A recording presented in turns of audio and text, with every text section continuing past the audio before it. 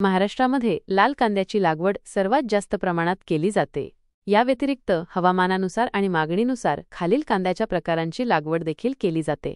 खरीप कांदा हा कांदा जून ते ऑक्टोबर या काळात लावला जातो। रब्बी कांदा, उन्हाळी कांदा हा कांदा नोव्हेंबर ते एप्रिल या काळात लावला जातो आणि तो जास्त टिकाऊ असतो। रांगडा कांदा याची लागवड रब्बी हंगामात नोव्हेंबर-एप्रिल होते आणि तो नाशिक व आसपासच्या परिसरात जास्त प्रमाणात लावला जातो। राज्यातील नाशिक, पुणे, सोलापूर, जळगाव, अहमदनगर आणि धुळे या जिल्ह्यांमध्ये लाल कांद्याचं उत्पादन मोठ्या प्रमाणावर होते। नियंत्रण कांद्याच्या शेतात तणांचा प्रादुर्भाव झाल्यास खुरपणी करून किंवा तणनाशकांचा वापर करून नियंत्रण करावे। लागवडीनंतर 20 ते 25 दिवसांनी पहिली खुरपणी आणि 40 ते 45 दिवसांनी दुसरी खुरपणी करावी।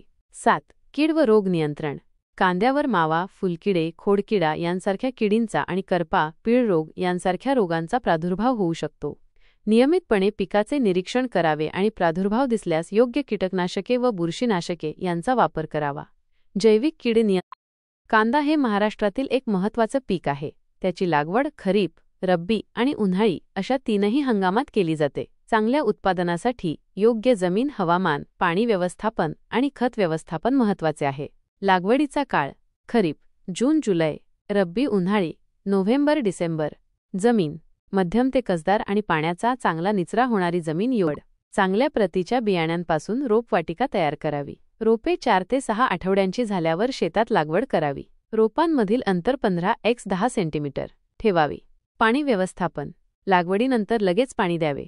हवामानानुसार आणि जमिनीच्या प्रकारानुसार नियमित पाणी द्यावे। ठिबक सिंचनाचा वापर फायदेशीर ठरतो। खत व्यवस्थापन लागवडीच्या वेळी शेणखत आणि रासायनिक खतांचा संतुलित वापर करावा। नत्र, स्फुरद आणि पालाश या खतांची योग्य मात्रा द्यावी।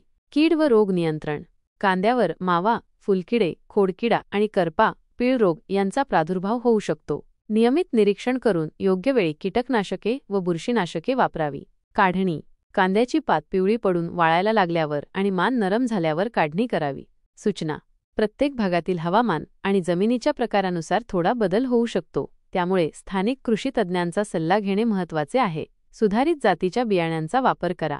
जमिनीची चांगली मशागत करा। पाणी आणि खतांचं योग्य व्यवस्थापन करा। तण नियंत्रण वेळेवर करा। कीड व रोगांचे वेळीच नियंत्रण करा। या सोप्या सूचनांचे पालन केल्यास कांद्याचे चांगले उत्पादन मिळू शकते। कांद्याचं उत्पादन वाढवण्यासाठी अनेक गोष्टी करता येतात। त्यापैकी काही महत्त्वाच्या गोष्टी खालीलप्रमाणे आहेत। 1. योग्य जातीची निवड आपल्या भागातील हवामान आणि जमिनीच्या प्रकारानुसार योग्य आणि सुधारित जातीची निवड करणे महत्त्वाचे आहे। लाल कांद्याच्या चांगल्या उत्पादनासाठी फुले गणेश, N241, भीमा सुपर, अर्का निकेतन यांसारख्या जातींची निवड करू शकता। खरीप आणि रब्बी हंगामासाठी वेगवेगळ्या जाती उपलब्ध आहेत, त्यांची माहिती घेऊन निवड करावी। 2. जमिनीची मशागत आणि तयारी कांद्यासाठी मध्यम ते कसदार आणि पाण्याचा चांगला निचरा होणारी जमीन निवडावी। जमिनीची खोल नांगरणी करून ती भुसभुशीत करावी। लागवडीपूर्वी शेणखत किंवा कंपोस्ट खत जमिनीत मिसळावे। हेक्टरी 20 ते 25 टन शेणखत पुरेसे आहे। जमिनीचा सामू pH 6.5 ते 7.5 च्या दरम्यान असावा। 3. रोपवाटिका व्यवस्थापन आणि लागवड चांगल्या प्रतीच्या बियाण्यांची निवड करून रोपवाटिका तयार करावी। रोप तयार झाल्यावर योग्य वेळी खरीपसाठी जून-जुलै आणि रब्बीसाठी नोव्हेंबर-डिसेंबर लागवड करावी। रोपांमधील अंतर योग्य ठेवावे, साधारणपणे 15x10 सेंटीमीटर। लागवड करताना रोपांची मुळे जास्त खोल जाणार नाहीत याची काळजी घ्यावी। 4. पाणी व्यवस्थापन कांद्याला नियमित आणि योग्य प्रमाणात पाण्याची आवश्यकता असते। लागवडीनंतर लगेच पाणी द्यावे।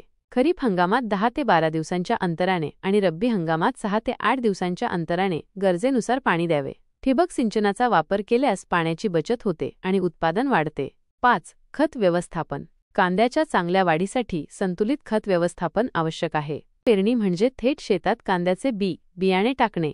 रोपवाटिका तयार करून रोपे लावण्याच्या पारंपरिक पद्धतीऐवजी ही पद्धत अवलंबली जाते। पेरणीच्या कांद्याविषयी काही महत्त्वाची माहिती खालीलप्रमाणे आहे।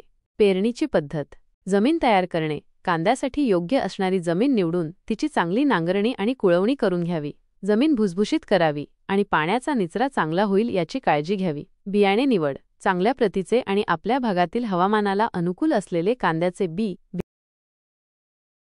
निवडावे। पेरणीचा काळ रब्बी हंगामातील कांद्यासाठी साधारणपणे ऑक्टोबर-नोव्हेंबर महिन्यात पेरणी केली जाते। खरीप हंगामासाठी जून जुलै आणि उन्हाळी हंगामासाठी जानेवारी फेब्रुवारीमध्ये पेरणी करतात. पेरणीची पद्धत: हाताने. लहान क्षेत्रासाठी हाताने बी फेकले जाते, मात्र यात बियांची घनता कमी जास्त होण्याची शक्यता असते. यंत्राने. ट्रॅक्टरचलित किंवा मनुष्यचलित कांदा पेरणी यंत्रे बाजारात उपलब्ध आहेत. यांच्या मदतीने योग्य अंतरावर आणि योग्य खोलीवर बियाणे पेरता येते. बियाण्याचे प्रमाण: एकरी साधारणपणे 2 ते 4 किलो बियाणे पुरेसे होते. बियाण्यांचा प्रकार आणि पेरणीच्या पद्धतीनुसार यात बदल होऊ शकतो. अंतर: 2 ओळींमध्ये आणि 2 बियांमध्ये योग्य अंतर राखणे महत्त्वाचे आहे. साधारणपणे 10 ते 15 सेंटीमीटर x 7 ते 10 सेंटीमीटर अंतर ठेवले जाते. पेरणीच्या कांद्याचे फायदे: खर्चात बचत: रोपवाटिका तयार करण्याचा आणि रोपे लावण्याचा खर्च तसेच मजुरीचा खर्च वाचतो. वेळेची बचत: रोपवाटिका तयार करण्यासाठी लागणारा वेळ आणि रोपे लावण्यासाठी लागणारा वेळ वाचतो. मुळांची चांगली वाढ: थेट पेरणीमुळे रोपांची मुळे जमिनीत नैसर्गिकरित्या वाढतात, त्यामुळे ती अधिक मजबूत होतात. मर कमी: रोपे काढताना मुळे तुटण्याची शक्यता नसते, त्यामुळे रोपांची मर कमी होते. उत्पादनात वाढ: काही अभ्यासांनुसार योग्य व्यवस्थापन केल्यास पेरणीच्या कांद्याचे उत्पादन रोपांच्या कांद्यापेक्षा जास्त येऊ शकते.